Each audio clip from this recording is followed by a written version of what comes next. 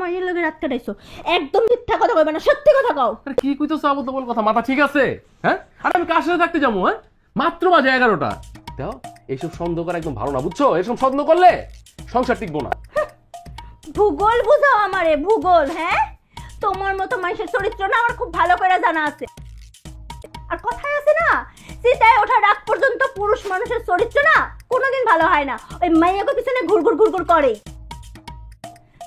এখনো কইতাছি ভালো ভালো চুল। এটা কোন মাইয়া হয়েছে চুল? সত্যি কথা কইবা, তুমি কোন মাইয়ার লাগে রাত কাটায় আইছো?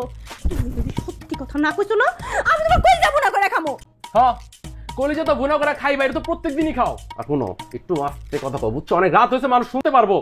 আর তুমি আমার যেসব সন্দেহ করতেছো না, আমি এরকম কিচ্ছু করি নাই।